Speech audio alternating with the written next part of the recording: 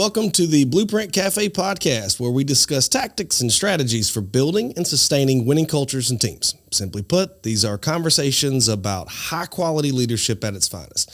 My name is Darric Miller. I'm the president of the Blueprint Corporation, and we're the East Coast Safety Manufacturers Representative Agency. Today, we are joined by one of the industry's top leaders, Dustin Levy.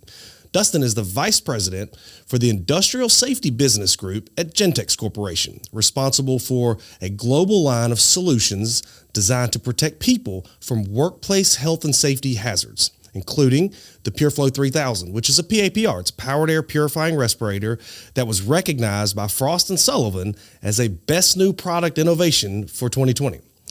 Prior to taking this role, he was the Director of Product Management in the Gentex Aircrew Systems Group, where he led the development of a product development management team responsible for headborne protection systems for global military and commercial aviation markets. Before joining Gentex, Dustin worked in R&D and product management for 6.5 years at Smiths Detection, and they're a leading developer of chemical, biological, radiation, nuclear, and explosive detection along with identification systems.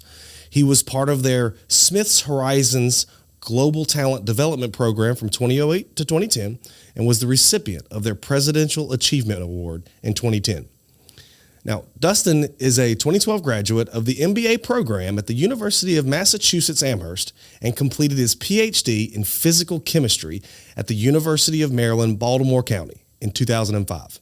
At UMBC, Dustin was a National Institutes of Health predoctoral chemical biology interface research fellow, followed by a National Research Council postdoctoral fellowship at the National Institute of Standards and Technology. He also graduated from Moravian College with an American Chemical Society certified BS degree in 2001 and served on their Leadership and Advisory Council. Dustin resides in Lehigh Valley, Pennsylvania, with his wife Allison and twin sons Hayden and Jack. Join us as we unpack this conversation about leadership and a really cool company.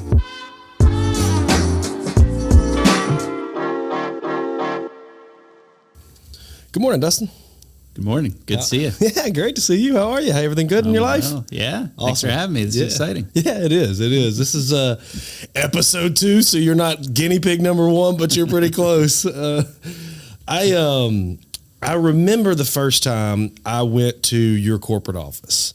You guys had purchased the PureFlow brand and some other brands from a company, and I went up to meet John Pulo, who worked there, and out of all the corporate offices that I've visited, it was one of the most humbling experiences because if the floors and the walls could talk in that place, that building in Carbondale has served and developed so many life-saving products that have helped alter the world that we live in today. And I was in awe, right? And John took me around, and he had worked there for a long time, 35 years or something like that. So he really could see a lot of it. And shortly after that, you took over the division. And as I've gotten to know you were already working at Gentex, as we talked about in your bio there, but you were serving the aircrew side, which I've learned that Gentex just dominates that world. And you came over to the industrial side, which we don't dominate yet, right? We're the ones scratching and clawing to get out there and get after it and earn our share of the market. That's got to be a really big transition from a leadership standpoint. When you go from top dog, everybody's chasing you, to really, we're not the bottom dog, but we're not the top dog in our space, and we're clawing and inching towards, earning our share. Can you compare and contrast that a little bit? I mean, what changed when you moved over? What were some of the things you had to quickly identify and adapt and overcome with? Yeah, so to talk more about the aircrew business in that situation, the blessing was having dominant market share. Mm-hmm. The curse of that is, how do you grow it? So if you've put an aircrew helmet on the majority of heads, at least in the U.S. Department of Defense, how do you grow that business at that point? So when you're the dominant market share leader, there's a lot more to lose than to potentially gain. So that was a lot of the challenge of that role. So we were very focused on not taking that market share for granted, right? I mean, it's not guaranteed to be there in the future. You have to protect it. But at the same time, you need to grow the business. And so international expansion, expanding the types of technologies that are worn on a pilot's head, which brought us into respiratory protection, optics, hearing protection, and communications. So that was a lot of what was at play in the aircrew systems role. Moving over to PureFlow, it was an example where we were taking a similar technology portfolio. If you think of what a PureFlow respirator is, it's a helmet, it's got a respirator built into it, it's got a face shield, so there's optical protection at the same time. In the case of the 3000, there's hearing protection there as well. So same technologies as we were working with in the aircrew division, but an opportunity to expand the business to a new set of customers. So that's another way to grow the business portfolio. If we've got dominant share in aircrew, let's go find other unmet needs in the marketplace, which brought us into the industrial world. For me personally, the aircrew business, while it was still a lot of work, because when you have the market share lead, you have to protect, defend, and grow it. Sure. But as a very competitive person, stepping into PureFlow, where we have to fight for almost every single order, and there's no long-term contracts like you get with the Department of Defense, it definitely was something that just aligned with my interests even more than the aircrew role, because I like to go out there and fight. I don't. The easy wins are great, but there's more, and I'm sure you recognize this too. That hard fought win that's why we do what we do. Oh, it feels good, doesn't it? Yeah, we experience that all the time with PureFlow. Yeah. That's interesting. That thrill of the kill there, when you know that every single thing that you've got, you've earned. Yep. The divisions, to put it, I guess, into perspective, your aircrew division is a workhorse division of the company. And I think if this is right, and coming over to the Gentex side, or excuse me, the PureFlow side, it has to present its own fair share of unique challenges for you. How do you identify when you come over? How do you start identifying and prioritizing what you've got to attack first? Getting to know your team and getting the most out of what all we were trying to do when you joined over there. What are some of the ways you try and really help prioritize and execute? I think we were really focused on the most was identifying who the ideal customers are for PureFlow. It's the industrial market space is a massive market. There's all types of applications out there where a powered respirator is used. But we have a unique product that really fits certain use cases that are out there. As you well know, nuclear facilities being one of the primary ones. And so getting really clear, we're in a competitive marketplace. There's going to be certain application areas where it's going to be more difficult for us to win, and there's going to be others where our product just aligns with the user needs better than in other areas. And so getting the team to focus more energy on those areas where our likelihood of winning was higher. And just being, working smarter and not necessarily harder, I would say. It was a hard-working team that I inherited on the road all the time. Yeah. But, by stepping back and being a little bit clearer about who are the right customer targets to focus our energy on, and let's put a higher proportion of our time on those customers that we're more likely to convert. Well, it's working. I mean, the strategy that you guys have unveiled under your leadership, it feels like we're working. I mean, it's working. I remember we really cut our teeth in the foundry world a lot for the legacy ESM products. And you're right. It was interesting transitioning some of that energy over into that nuclear space and starting to realize some of that success. It really, that strategy has worked out well. So, making a conscious decision to leave the aircrew side and join the industrial side, you had to realize there was inherent risk in that. That's a big step, going for something that's, essentially a well-oiled machine to something that needed some TLC, and a lot of energy. How did risk taking factor into your decision, whether it was in that role or just in general as you lead teams? Mm-hmm. Yeah, we have a one-of-a-kind product. Nobody else has a product like PureFlow. I think absent that, I probably wouldn't have made the move. I would have viewed it as too risky to be in a market that's this competitive with a Me Too product that duplicates what our competitors are already doing. Is not a good strategy, and not a good move for me, and not a good way for a team of people to be spending their time. But recognizing that we had something unique to offer the marketplace, it's just a matter of finding the right customers who really need that uniqueness. And like you said, foundries, nuclear facilities, those are two of the primary ones where our product just fits really well. And so, yeah, it's competitive. It's riskier than maybe that the aircrew business was, but we had beachheads. We had existing business. We had some new product introductions at the time, and we knew if we just focus our energy in the right areas that we can be successful. And what's more fun than being out there and being competitive and fighting that kind of fight? 100%. You've brought up focus several times here, and I think that's such a critical thing from a leadership standpoint is determining whatever the mission is at hand, and then getting everybody to rally around that cause and stay focused on the mission and try and quieten the white noise a little bit. I don't know what it's not always easy to do that, right? People in general, particularly salespeople, they can have ADD real bad sometimes, and they just start seeing these squirrels. Do you have any how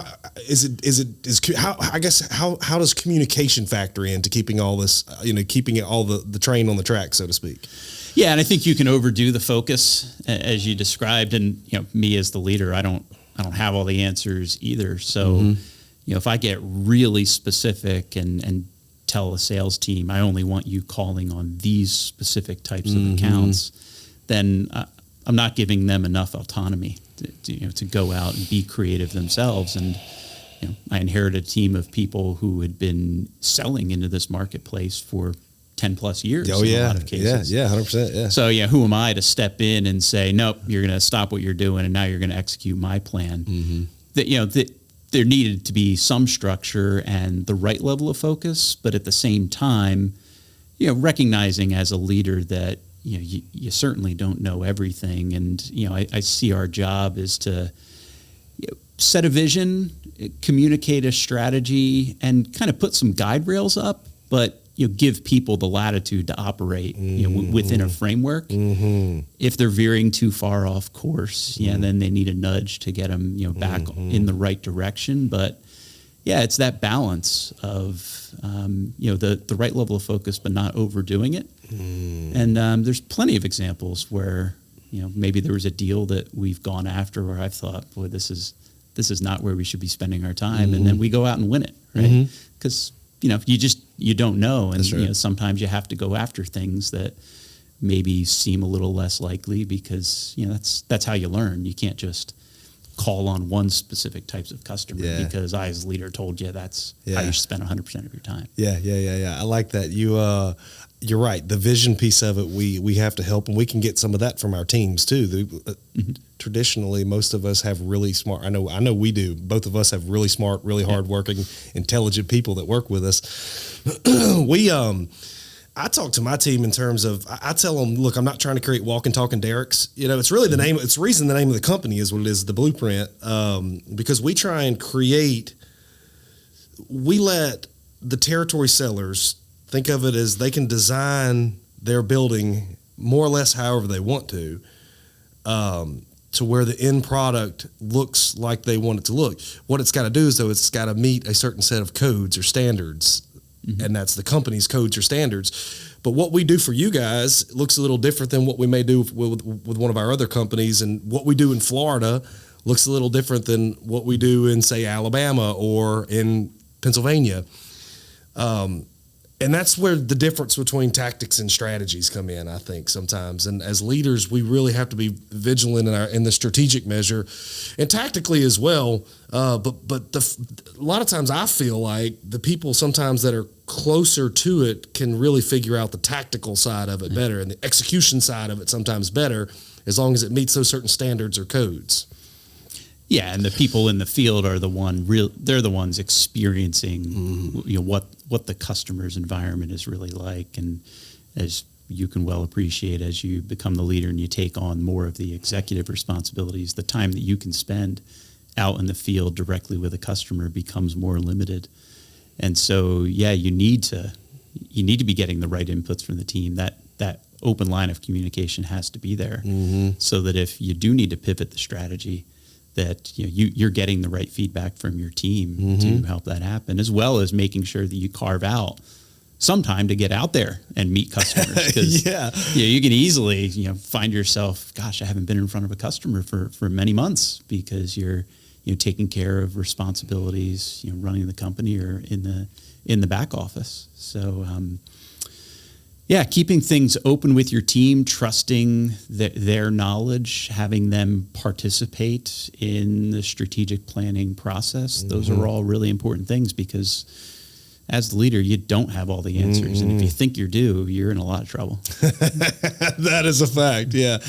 And you see leaders like that. It's my way or the highway type of thing. And it's foreign. It's a foreign concept to me, but you do see leaders make and I believe as a fact is a mistake. I don't think that's an opinion, really. Did you learn that by seeing other leaders, or was that you just naturally got that? I think I learned a lot of my leadership stuff from being around my dad, probably. And he was never like that. He was always inclusive. He's inclusive with his teams now. But sure, I've experienced some really bad leaders early in my career that probably really left a mark, where it was, I don't know, almost like fire and brimstone. You either were on the board, you didn't have an opinion, you didn't have a voice. And I know one thing we do here at the Blueprint, when we onboard people from day one, and it doesn't matter what position you're in, not only is it okay to speak up, it's required.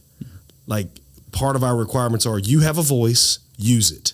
You're smart, use your voice, say something. I just told them this morning on a call, if you got bad news, you need to shout that loudly, and let us know and communicate, right? So yeah, probably a lot of it from being around my dad a lot. But some bad leaders can really leave a mark on you, just like good leaders can. I always say you can learn anything from anybody, whether it's what to do or what not to do. Yeah. And I think we're both fortunate, because I had a similar experience of watching my leaders when I was early in my career and picking up the good things, and then picking up the styles and traits that I didn't want to emulate. And I think I consider myself really fortunate, maybe just to be in the right environments to observe those things, or having the awareness to observe those things and learn it very early in my career, because you do meet some leaders who are very senior in their careers who still have these issues, and they haven't learned it. And if you haven't learned it by the time you're 50 years old, you're not going to change. Like, that style is you're locked in. So to maybe learn what we learned either from parents or watching other leaders very early in our careers, I think is key. I consider that one of the things that has made me the most successful, is getting that education very early on in my career about what to do and what not to do. Sure. Yeah, sure. There is something special. I used to ask the question, and I'll ask you the question.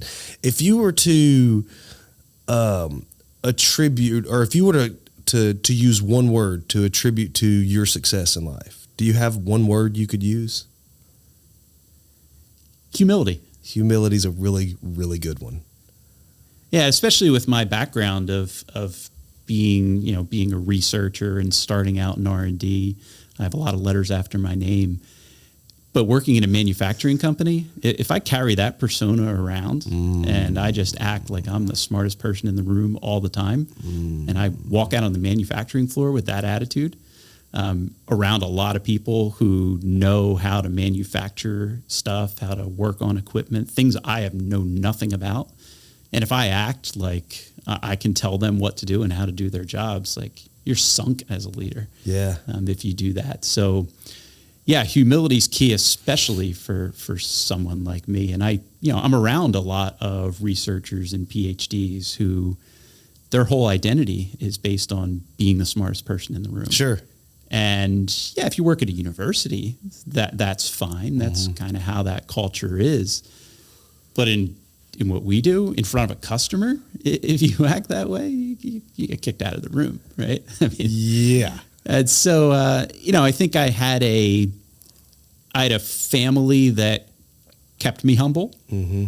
I didn't come from, I'm the only chemist in my family. There's no other PhDs. I'm kind of the oddball in that respect. And, you go off to college and you come home during break and you start acting like you know everything there is about the world. And my parents and my family would just cut that down immediately. Like, nah, you don't know how the real world works. That's a good family. But yeah, if you don't have that kind of system around you, then where does the humility come from? So doing what we do, that's huge. I'm sure that's on the top of your list as well. Oh, 100%. Humility, to remain humble is one of the most important things. We've got I teach this thing called an edification triangle, and essentially the overall point of it is nobody cares how cool you think you are. That's essentially the point of it. There's some more to it than that. And you're right, you do have a lot of letters. I had to say a whole bunch of stuff there in that bio, words that I've never put together in sentences before. And so, yeah, you are by default now one of the most educated people, if not the most educated person in just about every room you ever go into. And to be so self-aware of how important humility is actually quite impressive.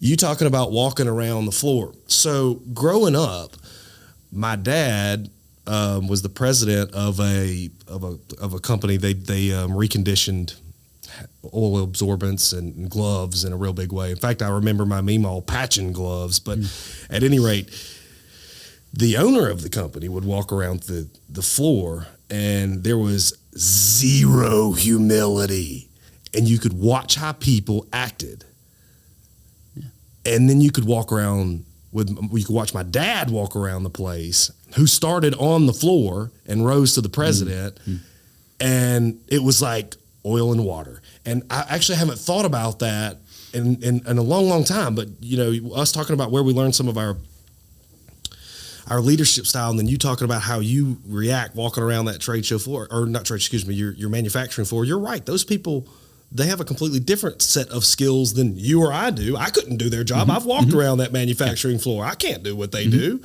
I mean, some of that stuff it's so easy to take something for granted. You look at it and go, okay, yeah, it's a cool helmet. But seeing those trades at work, it really is impressive. And I think that's probably one of the best answers I've ever heard is humility. That's a really, really good one. Empathy is another good one that I've heard when you empathize with people. Probably comes from a similar vein.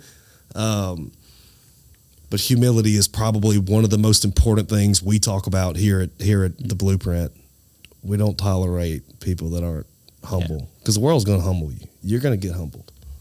And empathy in sales, especially, we're selling to people who we've never done their jobs. And I've had experience with either product managers or salespeople who are selling to people where they have done that job at a point in their careers, and sometimes they're successful, and sometimes they struggle with stepping into the other role, right? So I've sold a lot of defense products, but I wasn't in the military. So what do I know about that customer's experience? Well, that's where empathy comes in. I don't have to have experienced it myself, but I do have to be able to empathize with that customer's environment, what's on their mind, what their needs are in order to be successful, especially in defense sales, right? We sell ballistic helmets, and some of the people at Gentex did that job, but a lot of us didn't. Right? Yeah, sure. But no matter what your background is, you have to be as credible and as valuable to that end customer as you can. And yeah, if you didn't walk in their shoes, then, empathy, humility, those listening, right? Not walking in, telling them, here's the answers, here's what I think you ought to be doing in your case with a safety program. It's listening more than you talk. Yeah, my dad always said God gave you 2 ears and one mouth, use them proportionally. That's right. When we were cutting our teeth selling these pure flows into foundries, I remember being in Nucor, Decatur, and this is right as we were earning some of their business. And Nucor, of course, is a really important customer of ours. We would talk to the people that when all hell was breaking loose and people were essentially, I'm sure they don't really, well, they might in some cases, running for the door, for lack of a better way to put it. There's a specialized group of people that run in and not out. And we were talking to those guys. And if we wouldn't have not had sincere empathy and humility about us, because they were a proud group of people. They're not like everybody else walking around there. And if you'll listen to your point, once they understand that you really do give a damn, it's amazing. Once it's real, it's got to be real. People can read through that, right? People can read through it. But it is amazing, and I've never sold to the groups of people you guys sell the ballistic helmets to. I've sold a lot into the Department of Defense and worked with those types of folks, but not that specialized group. But I'm sure they're an especially proud group of people as well.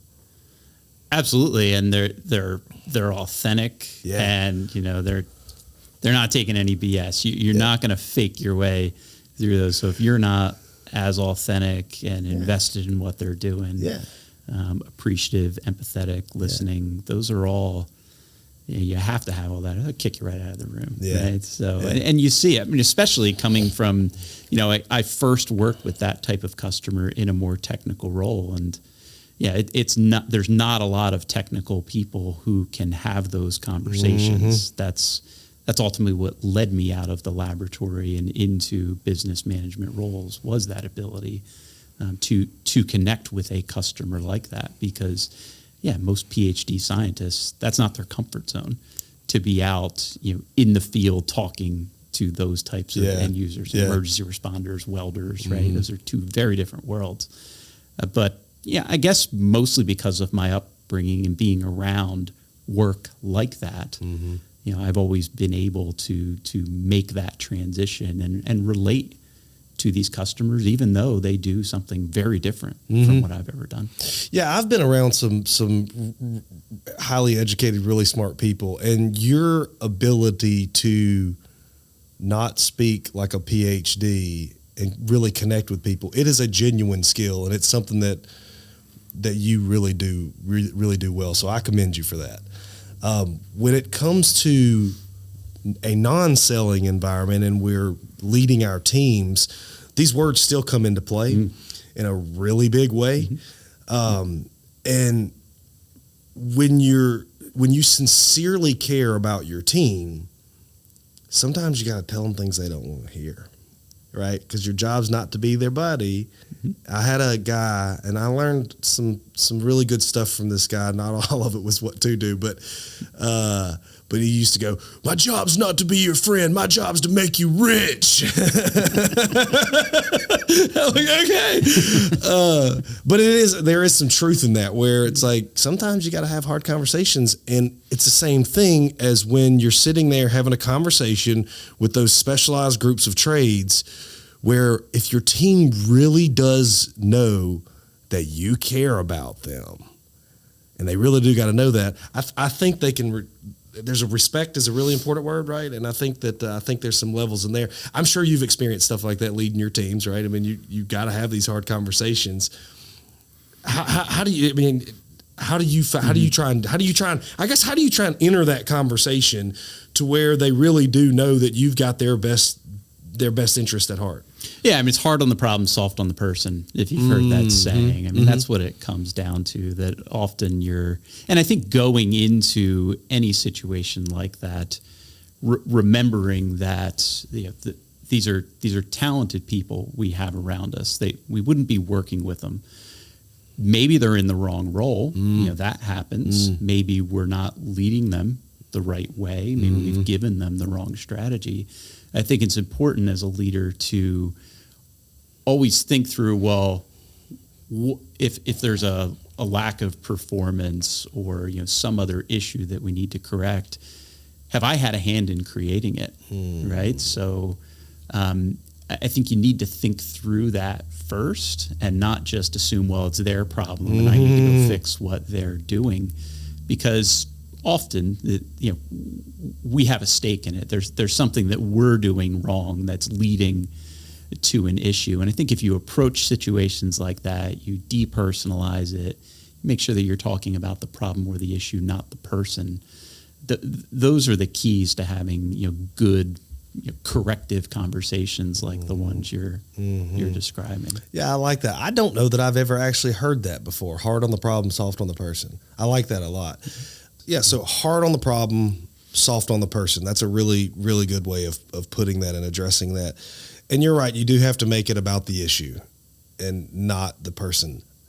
There is one of the largest podcasters right now in general is Jocko Willink, and he's got, he's an amazing story.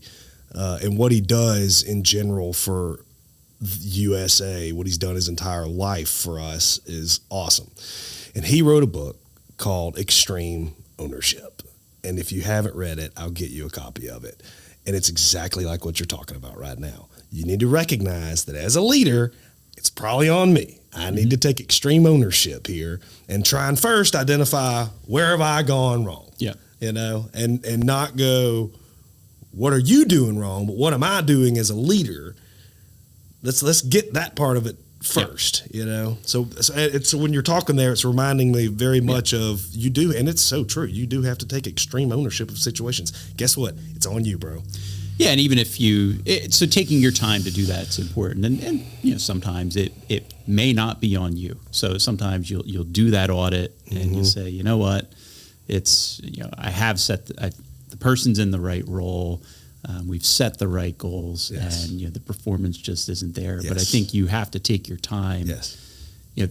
Talk through that with somebody is even better. So even if you just sit, but bring a colleague in and talk through it. Here's the situation, and get another set of eyes on it before you jump into the conversation. I think that's time well spent, even if it leads you to ultimately conclude, no, it is really on that individual. Yeah. But move a little slower and think that through before you have the conversation. And even then, make sure you stay focused on the issue and not the person, right? Because in what we do, we don't have any people who just lack talent, right? Those people don't. They don't end up at Gentex. They don't end up at Blueprint.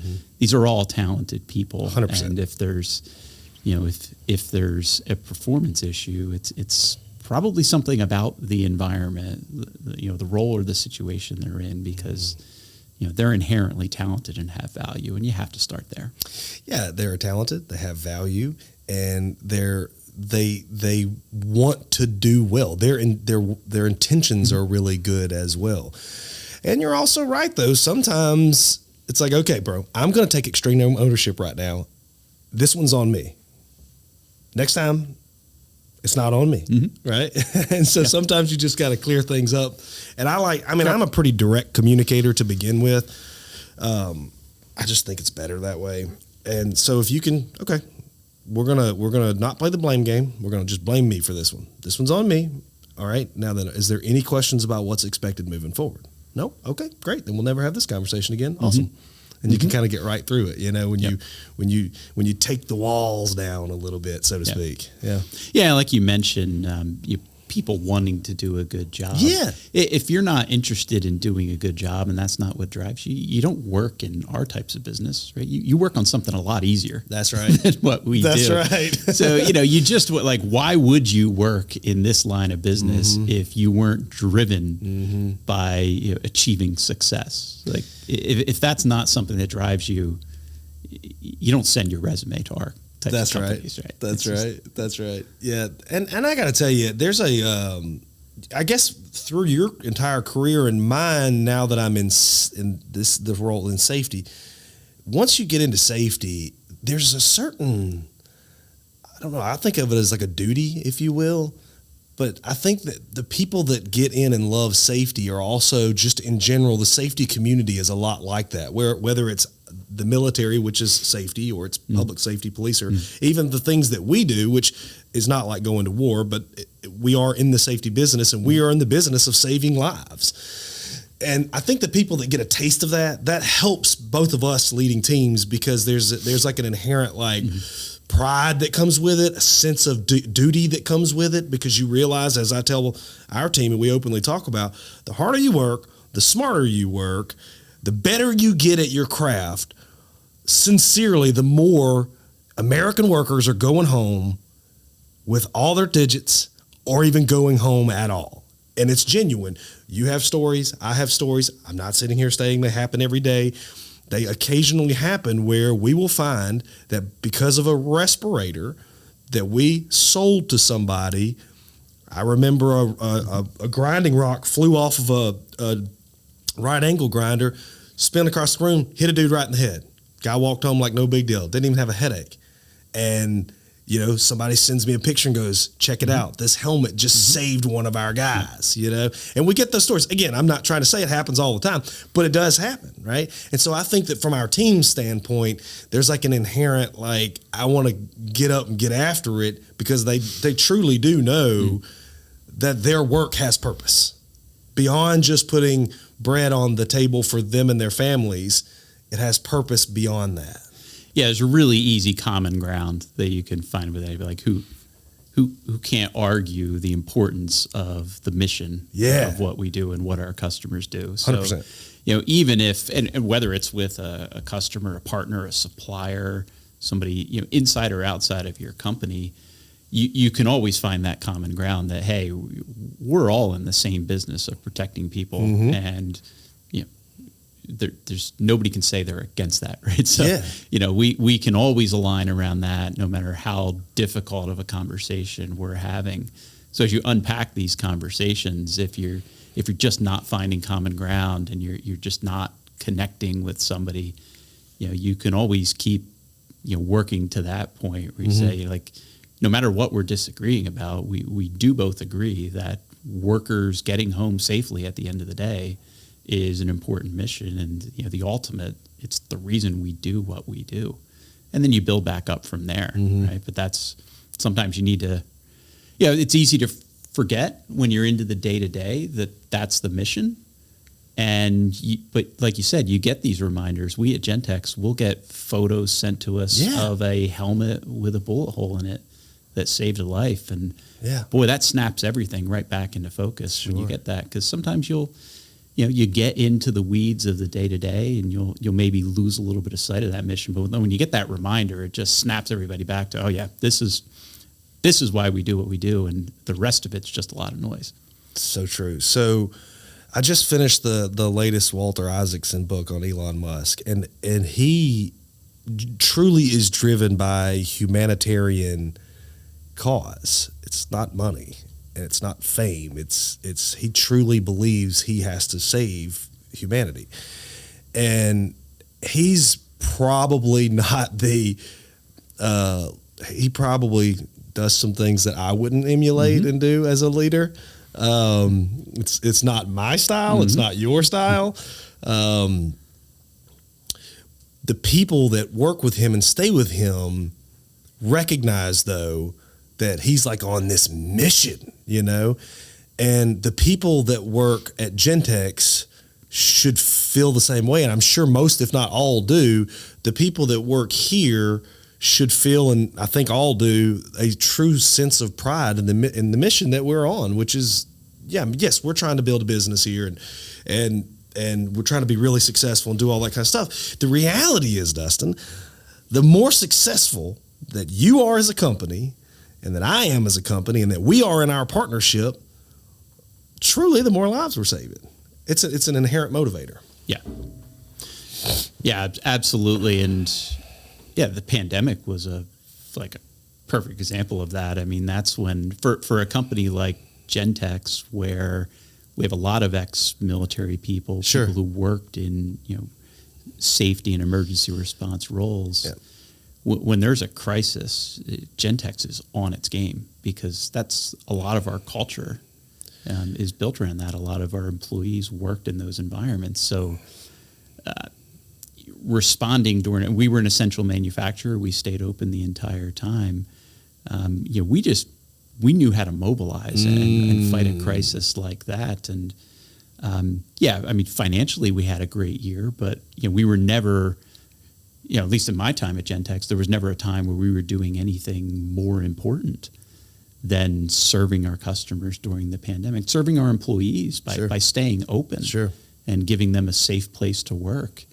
The facility was never cleaner than it was during the pandemic, because we started to pay attention to, the cleanliness of the facility and how important that was. We all learned that, and we continue doing those things today because of what we all learned during the pandemic. But you saw what the number of PureFlow respirators that we built and supplied during the pandemic was way more than we did before or than we've done after, and it was just we all got behind that mission. All of us, the entire industry. Right, just 100%. Responded in a remarkable way. Yeah, we all had a responsibility, all of us. We those first few months, I've never been a day trader, but I tell people, it felt like that, where I would assume that would feel like the pressure was so intense, and we all had a responsibility. And you leading a company that provides respiratory protection during a respiratory pandemic, the mission was never more critical for you guys. Help me understand. When the right at the beginning, there was no sitting on your hands. You guys, as you knew, okay, it's game time for us. What are some of the things you guys did from a leadership standpoint? Because you're right, we were pushing up, and we were selling a lot of respirators with stranger manufacturing capabilities. Supply chain was already strained to begin with. Those moments right there are when leadership is so important, and you can't take for granted. We can't take for granted, oh, well, PureFlow figured it out. No, there's some real reasons why y'all figured it out. What were some of the strategy meetings like then? What were you guys, were you centralizing your brain trust there to really prioritize what do we do first here? What do we do next? What were those moments like for you guys? Yeah, one of our big advantages was we had a supply chain that was primarily Western. Our supply chain is mostly in Western Europe, UK, and US. And so we weren't as susceptible to material coming in from China or other Asian sources. So it was, we had a more resilient supply chain going into it. I think a lot of companies are now paying more attention to that after the fact, but it was a benefit to us as Gentex because most of our business is with DoD. We're naturally going to have a supply chain that is more concentrated in the U.S. versus our competitors. Sure. So we had a better shot at getting the material from the supply chain to our dock than a lot of our competitors did. So, that was an advantage for us that we certainly took advantage of during that time. I think we also recognized very quickly that for our workforce, having them employed and working and keeping them busy and in the factory was actually the best thing we could do at the time. A lot of people were out of work, and there was questions. Well, what is their safety at home, or are they going to be venturing out? We all didn't quite know. Can you go to the supermarket or not? Yeah. Right? In those first couple of weeks, we weren't really sure. Yeah. Well, what the safest place for our workforce was in the factory, building respirators for healthcare workers. Sure. Right? And that's primarily what we were doing. And I think being that we're a company that we're very comfortable under pressure and in times of crisis because of the type of work that we grew up doing with defense customers. Mobilizing during the pandemic just fit our DNA really well. And so Yeah, I mean, it's kind of the fog of war where I can't like clearly remember the strategy conversations, but I do remember us feeling very much in our comfort zone during that time. So, there were a lot of people in the room who'd been through very difficult situations, if not more difficult, on a battlefield. Right? So we just aligned around that customer mission and just executed extremely well during that pivotal time. Gentex just knows how to do that. Yeah, that's really it. What you guys did for the world is awesome, and it's cool that you say it like that. I guess there might not have even needed to be a lot of conversations. It was just like, okay, check, we're ready. We know what to do here. This is game time. It's let's go. Yeah.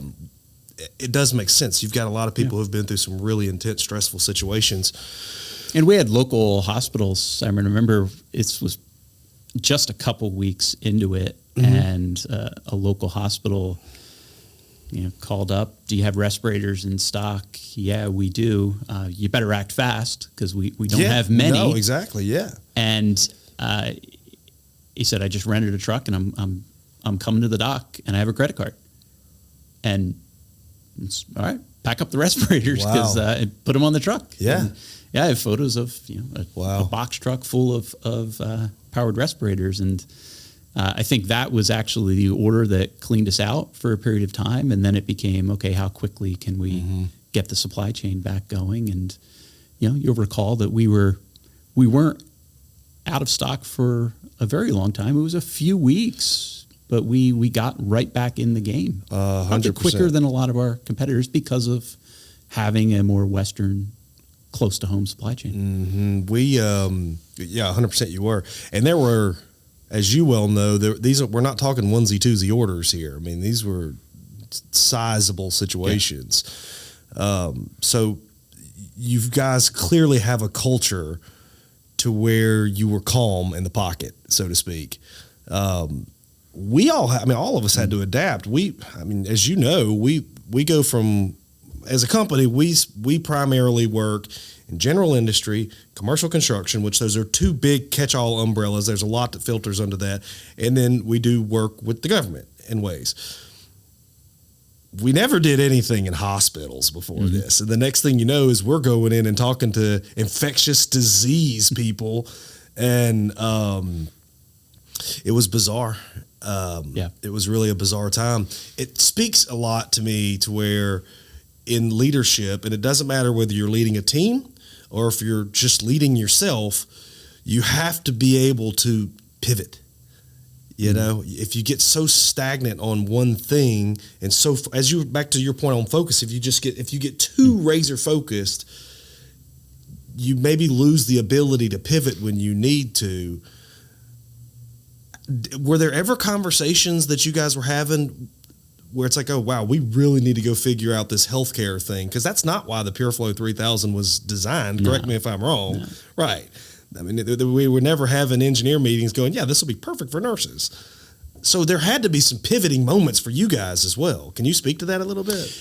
Yeah, for us, there was all this opportunity to sell into healthcare, but we did have a lot of conversations about clearly that was going to be a bubble of demand that was going to come and go.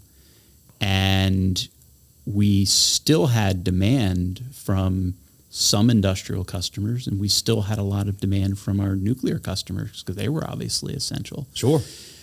And so, the order book was larger than what we could build. Everybody experienced that in the industry. And, we had to decide who are the customers that got us here to the point where we've built a successful business, and those are the customers that are going to be with us on the other end of this pandemic. And so we need to make sure that we keep prioritizing their needs and delivering product to them.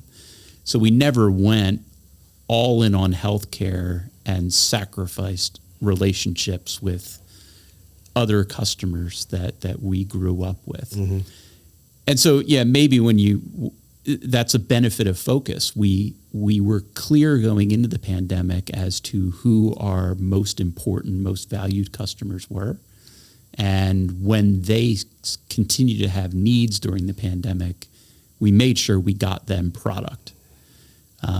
If it was another industrial customer that maybe didn't exist before the pandemic, they had to be, if there was orders that we didn't take, like it had to be them. We had to take care of the people who got us there, do our part for the healthcare system, and recognize that we're not going to become a healthcare company, right? There's an immediate need. We need to respond to the mission, and we experience it right now.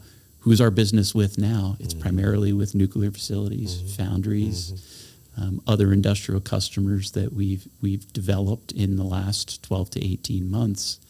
And if we didn't have that clarity as to who our top most valued customers were going into the pandemic and had to decide in the heat of battle, we probably wouldn't be in as good of a spot now as we are, because we would have lost some of those relationships. Oh, absolutely. Yeah.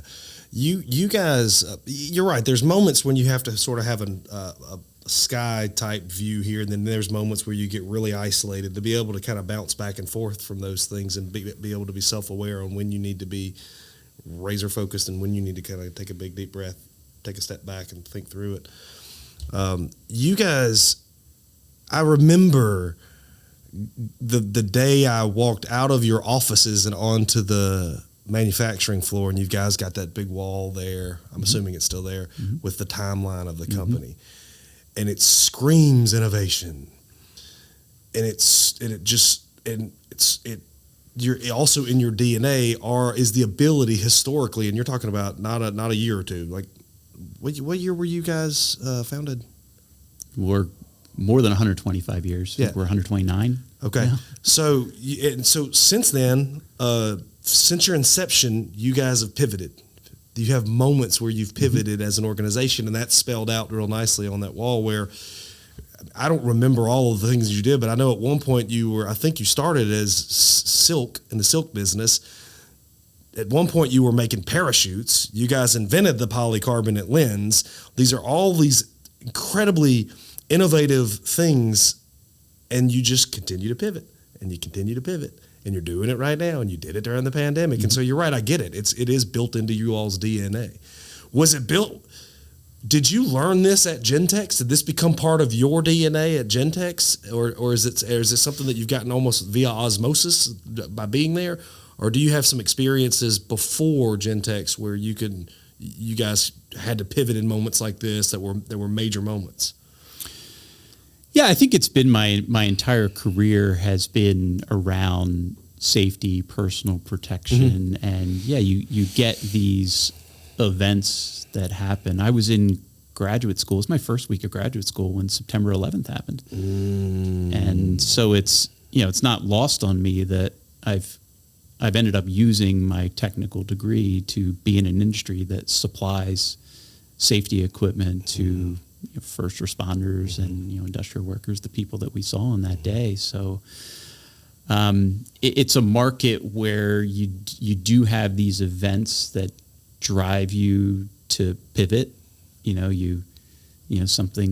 Something happens in the world, and whatever plans you had, like you put them aside and you respond. And so sometimes there's these major events that happen in industry. Sometimes it's a competitor does something. If you look at that timeline of Gentex, there's all these innovations that were prompted by something going on in the marketplace, that somebody had either the foresight to get ahead of a change that was going to come, or we developed a new technology in response to something that happened in the market or to our customers. And I think the PureFlow 3000 is just maybe the most recent example of us doing that. But for over 100 years, we had been doing those sorts of things as a company. Yeah, 100%. It's incredibly humbling to get to work with you guys. It's just a neat thing, and to be a small part of all of those innovations and of that history, it's something that's not lost on any of us at the Blueprint. It's a really neat thing, and it's a driving force behind wanting to do better and better and better and better. You almost feel like a level of responsibility to live up to the legacy of companies like yours. Mm-hmm. Yeah, I appreciate that. So throughout the history of Gentex, naturally you have these moments where you're growing and you're getting into new things, and as you talked about your air crew side and then moving over here, a big part of our role as leaders is personnel development, right? We got to develop people. And we used to put it the triple D, and that's not the TV show. It's develop, duplicate, disappear. So we would develop our people, and then we would try and essentially duplicate ourselves. Not that we're trying to create walking, talking Dustins, but the best parts of us that people can get out of it. And then we would disappear and move on to, for my case, I'd move on to building another sales office. And we'd go into it off. We'd go into a city. We'd start it from nothing. We'd run ads. We'd bring people on. We'd train them. So we'd develop them. And then I would duplicate myself with some sort of leader that would run the office. And then I was on to the next office and on to the next office and so forth and so on, rinse and repeat all over the country for a while. I learned a ton.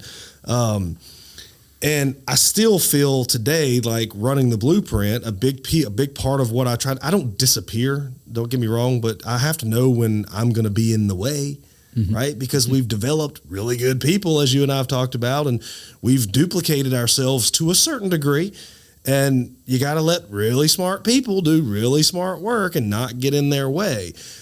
How do you see and how do you apply those principles, especially right now as you've come over into this role, which it's been a few years now, but as you're over into this role and you inherit a team and you're building and developing a team, what do you do in terms of knowing when to disappear, so to speak, and not get involved, and to when you need to get your hands dirty, and your role in terms of duplicating the best parts of you into somebody else? Yeah, I think there's also something to in leadership of that self-awareness to know what your unique strengths are and where you should be asserting yourself, but being really aware of areas where you're a little weaker. And we all have people that in certain aspects of what they do, they're better at certain parts of this job than we are, and giving them the freedom to operate and use those talents, and not thinking that because we're the leader we need to be stepping in and into spaces that we actually aren't the smartest person in the room about. And so I think that's a key thing for me, and something that I also learned early in my career. I think early in my career, I always had the impression that leaders needed to be great at everything. And that's not true at all. That leaders need to be good at, really good at a few things, but be really self-aware about, okay, here's an area where maybe I don't have quite the experience that I need, or a certain limitation or an inherent weakness, and I need to go hire people that fill those gaps. That's your job as a leader. It's not to know everything or be everything. And because if that's who you are and that's how you lead, then you can never leave, right? The team, you're the one driving everything. You're example of the leader on the manufacturing floor who just directs and nobody has any autonomy. So I think once I learned that as a leader, I didn't need to have all the answers and didn't need to be great at everything, then I could actually settle into building teams and knowing, okay, here's an area where I need to assert and be involved, and here's an area where I just need to step back and let the team that I hired do what they do and use those talents most effectively. Yeah, for whatever reason, people have a hard time going, I don't know. And it's okay to not know everything. Absolutely. No one is all-knowing. As leaders, we are damn sure not all-knowing. We were joking one time recently, you and I, about the concept of doctors. There was a doctor one time that told me, well, I'm not really sure. We're just practicing medicine. And that's why they call it practicing medicine, because they're just practicing. Although it's just a career of practicing. could have gone without hearing that from that doctor at that moment. But at any rate, leadership is a lot like that, where we're practicing leadership and we make mistakes and we try things and we're not all knowing. And for whatever reason, people in general, leaders especially, have inherent responsibility. People in general can't say, I don't know. And I don't understand that. It's the easiest way to break down the walls. I learned in sales one time, I had a sales trainer tell me, don't just ask a customer why, and I've learned to apply this in leadership in general, leading teams. Don't say why, say, help me understand why, because people naturally want to help people, So it's easy. People could get a lot further along when they could just go, I don't really know the answer to that question. Leaders, it's okay to do that. You don't have to know as much about something as somebody that's on your team just because you're the leader. It's okay to go, I'm not really sure. Tell me more. It's humility. Hey. Indeed. Yeah, and I think, again, I spent 6 or 7 years doing chemical research. That's how I started my career, and it's hard work. I mean, you certainly have to have a certain amount of aptitude around it, but I kind of naturally understood it. And so working in a laboratory and getting a PhD, I mean, it sounds like an odd thing to say, but it was relatively easy for me. Leadership in sales, way more challenging than anything I ever did when I was getting degrees and doing fellowships. So I find this just way more fascinating, what we have to do as leaders, and particularly in sales, because there is no playbook. There's no, I mean, there's books that are written, but it's not like single textbook for here's how you do what we do. Yeah. That just doesn't exist. Where there's a chemistry textbook, and I've read it, Sure. and no, that's how you do it. That is how chemistry works. It's facts and data. But yeah, what we do in leadership and sales, it's you have to be so much more creative. You have to experiment so much more, and be willing to try new things. And I think that's what ultimately has driven my career out of R&D into leadership and sales. It's way more challenging than anything I did when I was studying and doing R&D. Yeah, that's fascinating, because I had a guy tell me that the only people that are impressed by my degrees are the people that don't have my degrees. And he was really humble in the way he said it. For someone who doesn't have a PhD, it sounds to me that that would have to be very complex. People in general, we complicate the unknown. That is an unknown to me, so that would be a lot. What is forever an unknown is leading and managing people, because while there are principles that I would think of as the science of leadership, I believe there is that. I believe there are certain things, cardinal truths, when dealing with people and leading people that'll absolutely be true. How you apply those principles is where the artistic side of it comes in. Because at least today, we're not managing robots. We're not leading robots. We're leading people. And we're all inherently unique. We all have our emotions and we have our stuff, our circumstances. And so there's a real artistic side to leadership. And I agree with you. That's what fascinates me more about it than anything. It really is like practicing leadership. You're always having to tweak and try things, and every situation's different. People react differently. I can appreciate how you like this more, and how this is probably more rewarding, because you're really having to use your brain when you lead people. Not that you're having to not that you're using your brain, not using your brain when you're in the lab. You are, and you're right. You're going back to, okay, this is what I've learned. This is how you do it. This is what you do. Whereas here, I can really appreciate the artistic side of it. It's the science and the art. There is a true artistic side to what you have to be able to do as a leader.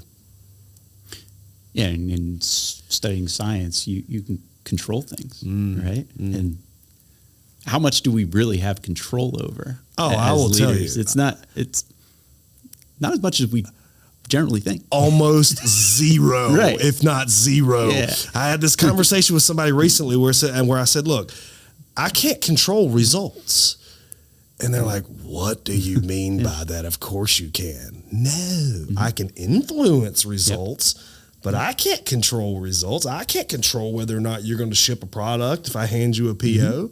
We don't get paid till you can ship something and you get paid, you know? So it's a concept that people just do not get, where you cannot control results. I learned, like, Tiger Woods was he was the greatest golfer to ever live, but he doesn't know where that golf ball is going every time.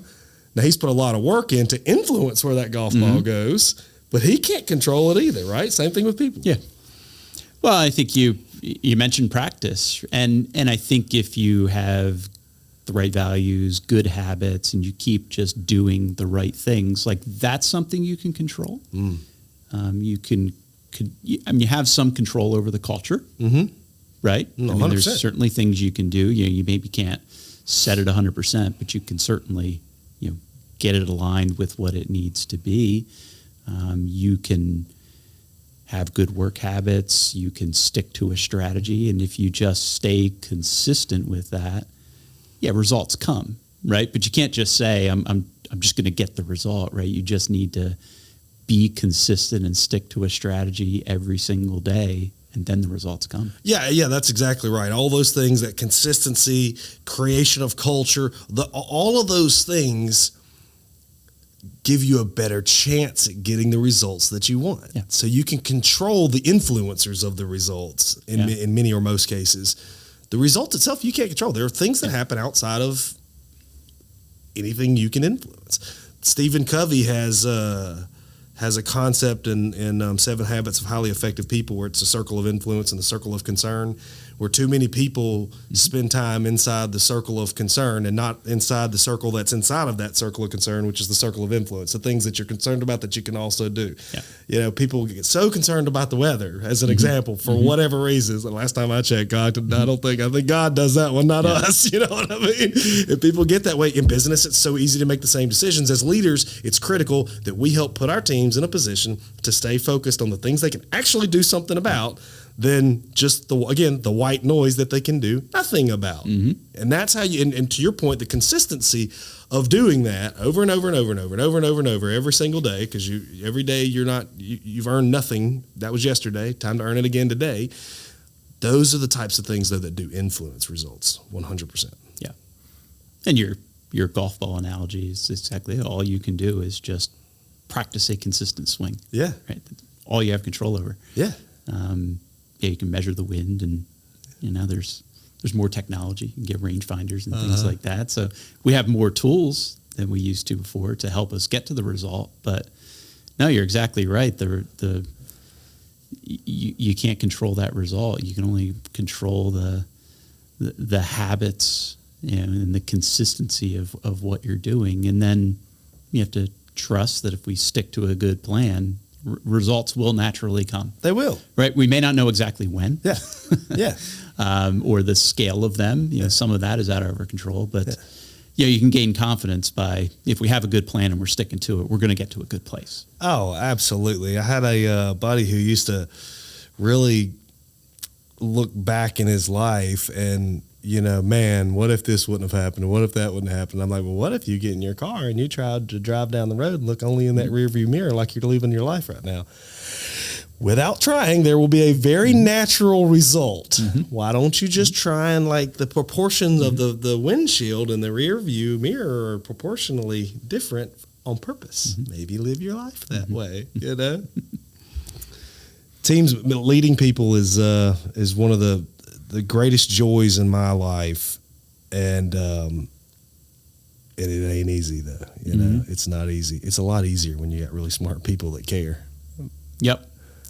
And again, I think I was fortunate to recognize and learn that lesson. I was probably 29 or 30 years old, and I was working really hard on a project, and we ended up getting it was with Smiths for it was actually for an airport security scanner technology, and we won the contract, and it was a $23 million contract, and I recognized at the time that I'm probably never going to get a single $23 million contract, again in my career, and 29 years old.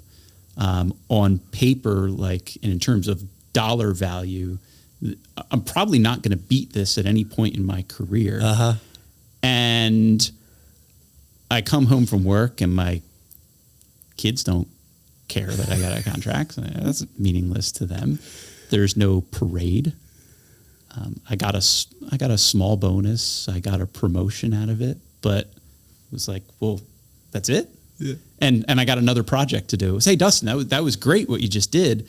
Here's another project. Could you do it again for us? And that was kind of the time where I recognized, boy, I need to find the meaning in something other than just the dollar value of this contract and putting that on my resume. And yeah, I found that in leadership. It's seeing other people be successful and fulfilled in what they do. Like that's what we all remember when I talk to people that I worked with at that time. Nobody goes, hey, Dustin, hey, remember that $23 million contract that you got? No, that's not what we talk about. We talk about silly, thing that seemed silly at the time, relationship stuff. Yeah. We had a celebration. We took the team out for lunch. I think it was when we finished the production on that contract. And I remember that one of our manufacturing guys, it was a young Japanese guy and didn't speak a lot of English. And, he did good work, but, wasn't, we didn't interact with him all of that much just because culturally it was just, so much different than everybody else. But we did the luncheon at a Japanese hibachi restaurant. Sure. And so we all walk in and the hibachi chef comes out and the two of them were cousins. And so he gets up and, hugs his cousin and then starts doing like the flaming onion trick. Like he knew all the hibachi tricks. And I was just sitting there like, no, this is it. Yeah. Like this is what's cool about leadership. And, somebody who we didn't know a whole lot about his life, here's all these, we got successful executives there. I'm feeling like I'm the man because I landed this contract. And this Japanese kid gets up and starts doing the flaming onion tricks and shooting sake in people's mouths. And I'm like, no, this is what it's about. This is what we're going to run. This is why we do it. It's these silly little moments where, somebody who's, relatively quiet and seemingly unknown in the group, for a moment, he's the star. Yeah. And I was like, oh, this is what I want to do in my career is these moments like this. Yeah, 100%. It's like, it's almost like a high that you get on when you watch your teams develop and succeed. It's way cooler than when you did it yourself. I remember when I brought one of my leaders up when he was here at the company now, I told him, you think it's really cool some of this stuff you've done, but wait till you train somebody and then they're successful. Mm-hmm. It's a completely different feeling. It's a completely different feeling, no doubt. Yeah, it matters more, and they're gonna train multiple people. Those people are gonna train other people, and that's how people develop and businesses grow. And our job is really to create that environment where that happens. Yeah. That's in a nutshell. Yeah. That's what we're responsible for. Maybe we're like Elon Musk. Maybe we're saving humanity. one person at a time. That's awesome. Dustin, this has been great.